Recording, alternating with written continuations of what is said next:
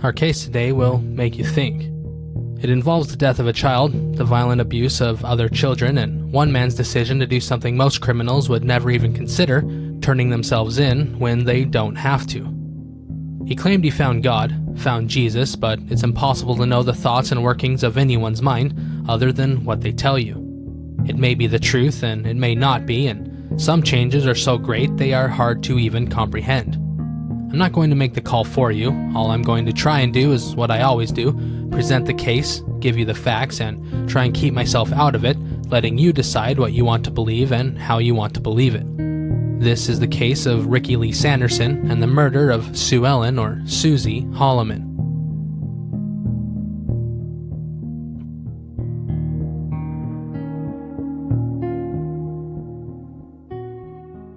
Ricky Lee Sanderson was a caboose, the youngest of 4 children in the Sanderson home located in Tarboro, North Carolina.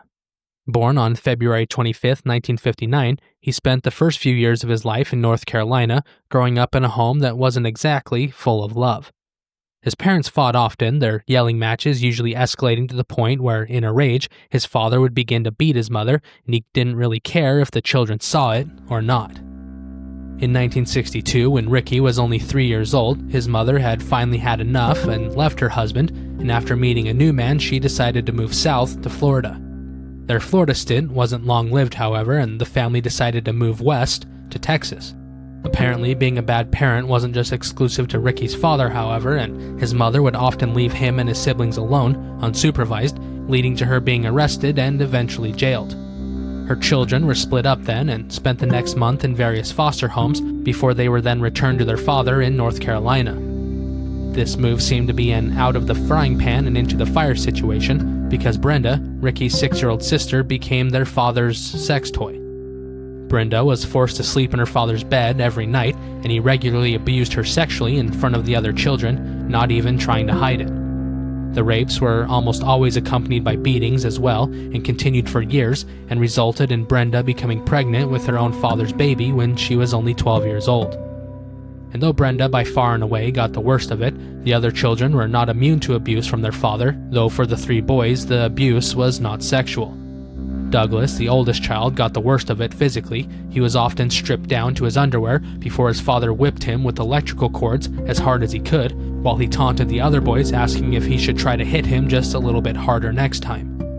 And though little Ricky was not usually beat by his father, his abuse was more mental, and he was often forced to either stand or kneel in a corner, facing the wall, sometimes for 5 to 6 hours at a go. Their father also refused to provide for them, and usually the older 2 children would go out and do odd jobs, as many as they could, and they were the ones who would often feed the younger kids. And when there was no available work or their funds ran short, they would usually resort to stealing chickens and raiding random gardens for all that they had. When it came to clothes, they usually just wore whatever they could find, rags and cast-offs, though occasionally someone would take pity on them and give them handouts. At one point during this period, their father married another woman, but the marriage only lasted for 2 weeks. Finally, in 1962, their father was arrested and convicted of incest, most likely when Brenda was seen pregnant. He was sentenced to 15 years in prison. The children were once again packed up and moved to foster homes before being sent back to their mother in Texas. Needless to say, Ricky was having issues, having grown up in a nightmare situation his entire life, and he often acted out, most likely not knowing how to control his own emotions. His mother dealt with the issues by, quote, breaking belt after belt on him, end quote, and threatening to kick him out of the home. By the time Ricky was 13 or 14, he had developed a heavy substance abuse issue, and by 15 or 16, he had already moved on to injecting, a pattern that would continue.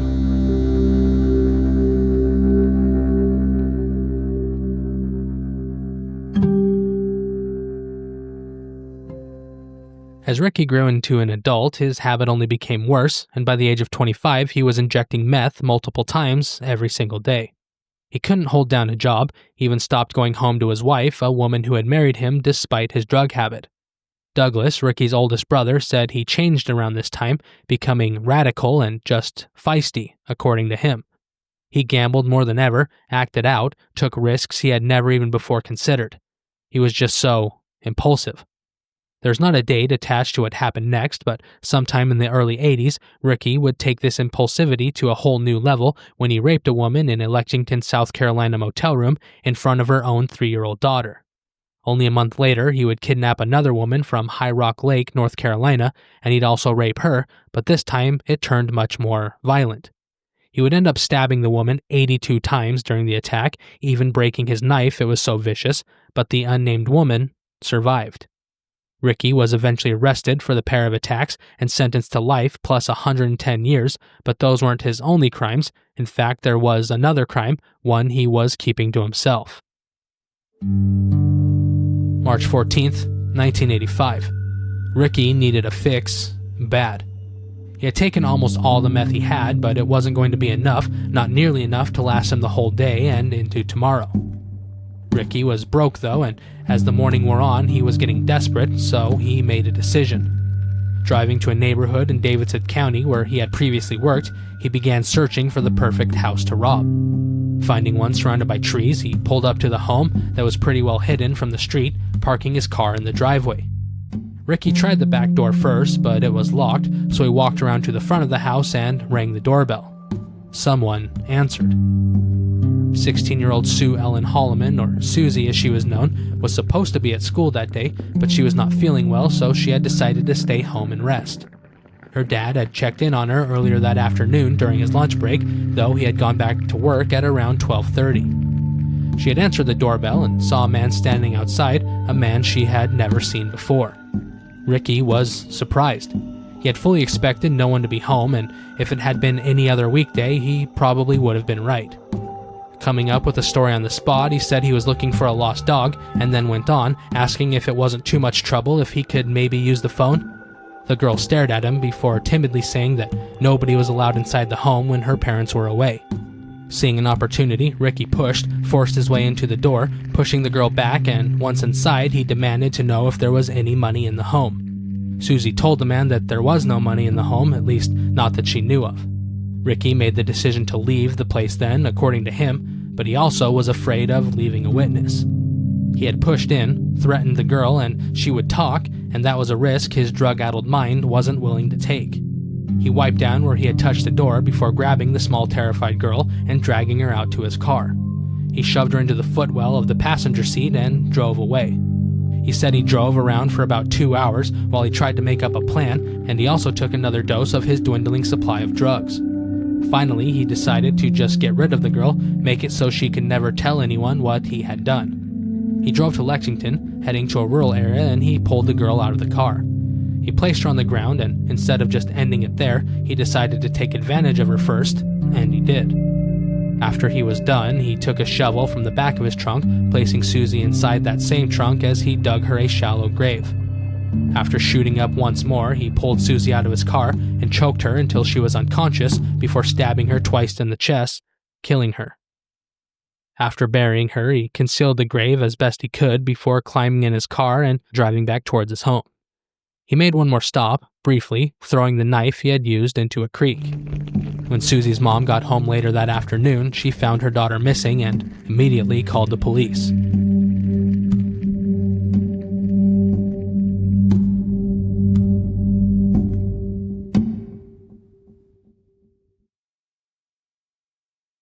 On April 15, 1985, 1 month almost to the day after Sue Ellen Holliman went missing, a farmer plowing a field noticed a depression in the ground, one that looked suspiciously like a grave.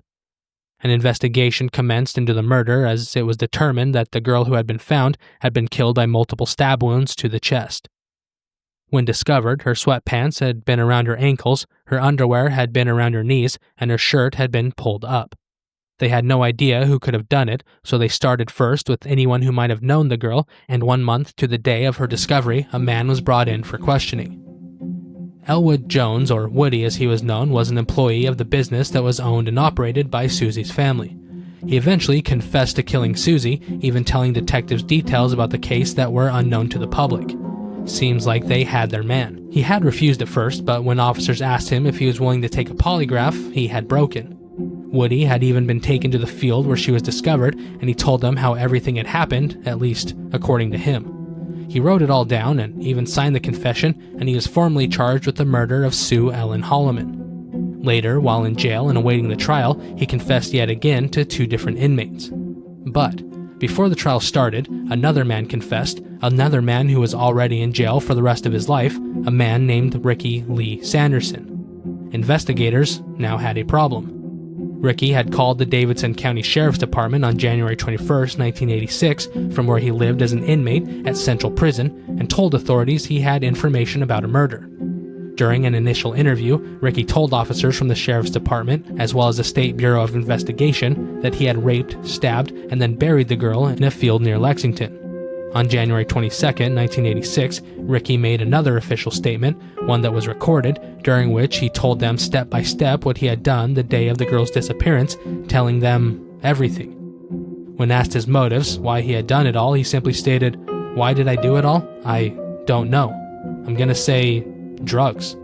I feel like in my heart I would not go out and do this if I was not on some kind of drugs." Investigators had been re-examining the evidence they had collected since Ricky had come forward and found that carpet fibers pulled from her clothing matched carpet fibers found in Ricky's car. They also found a pubic hair in the car, one that closely resembled Suzi's. Paint chips had also been found on Suzi's clothing, and they matched the paint from Ricky's car as well. With all that in hand, the case against Elwood Woody Jones was officially dropped, and he was released, with investigators now focusing on their new suspect, Ricky Lee Sanderson, a man who was already in prison on a life sentence, plus 110 years. He was officially indicted on March 3, 1986, for the first-degree kidnapping and murder of Sue Ellen Holliman. On April 7, 1986, at his arraignment, Ricky pleaded guilty at the Davidson County Superior Court to the presiding judge. The venue for the sentencing then changed and was conducted in May of 1987 during the criminal session of Superior Court in Iredell County, with a Judge Allen presiding.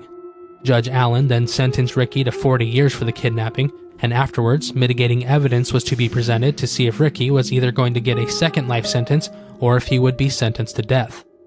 The evidence collected at the scene and taken from Ricky's car were presented, as well as his videotaped confession, and afterwards the defense presented their own statements.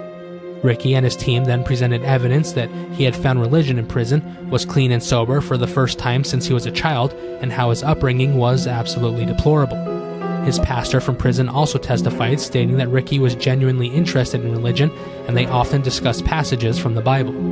He also stated Ricky was adjusting well in prison, well, as good as anyone can. At the close of evidence, the jury found beyond reasonable doubt of the existence of 2 aggravating circumstances. First, that the murder was committed for the purpose of avoiding lawful arrest, and second, that the murder was committed while the defendant was engaged in the commission of kidnapping. Of the total 31 mitigating circumstances submitted, 1 or more jurors found only 1 applicable, that Ricky's confession was responsible for the release from custody an innocent man who had been charged with the murder. This lone mitigating circumstance, however, was not enough to outweigh the aggravating circumstances, and so they called for the imposition of the death penalty. Judge Allen agreed with the jury's findings and imposed the death penalty.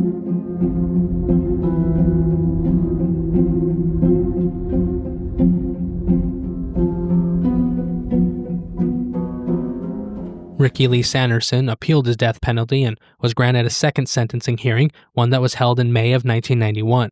He was once again sentenced to death. He appealed again. It was granted.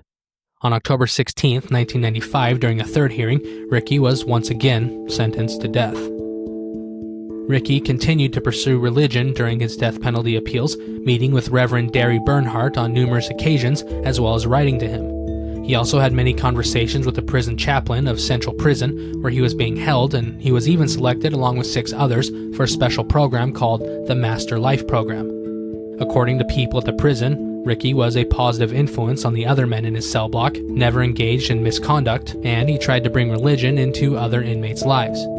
He continually expressed deep feelings of remorse about his crime, but never blamed anyone but himself.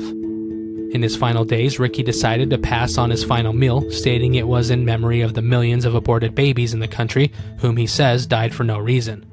He then thanked God for being gracious to him. "I'm dying for a deed I did, and I deserve death for it, and I'm glad Christ forgave me." He was placed in a leather mask to cover his face. He appeared to have been smiling, and he prayed as he looked at the 14 people who had gathered to watch him die. He then said, "Thank you, Jesus, I'm going home." He appeared to breathe in deeply as the gas entered the chamber, before arching against his restraints leather straps that kept him from falling out of the state's old electric chair. He was pronounced dead 18 minutes later. Multiple people excused themselves as Ricky died, but Hugh Holliman, Suzi's father, remained, staring silently at his daughter's killer. District Attorney Gene Morris was another witness to the execution, and afterwards he made the following statements. Having worked on that case for a long time, knowing what he said he did to Suzi Holliman, his death tonight pales in comparison to what he did to her. Please don't forget Suzi Holliman. Ricky Lee Sanderson could have kept his mouth shut, could have let another man take the fall for what he had done, but he didn't. Maybe there was some truth to his claim in finding God and salvation, because he could have easily spent the rest of his days in jail without ever needing to fear the death penalty, but he didn't. Maybe he was doing what he felt was right for one of the first times in his life. It's impossible to know exactly what anyone is actually thinking or feeling. The closest we can get is to either listen to them in their own words or watch their actions and what they do. And to quote something religious, "By their fruits ye shall know them." And without going too much into the religious angle, I am of the opinion that those who judge less are less harshly judged themselves, so who am I to say if he was truly penitent or not? Either way, that's between him and his creator, and it doesn't bring back an innocent child he killed. It doesn't bring Suzi Holliman back, nor does it fill the gap that she left in her family's lives. All I can do is tell the story, how it happened, in hopes that it will be a warning, a reminder that monsters live among us, even monsters who eventually remove their own fangs, usually a little too late.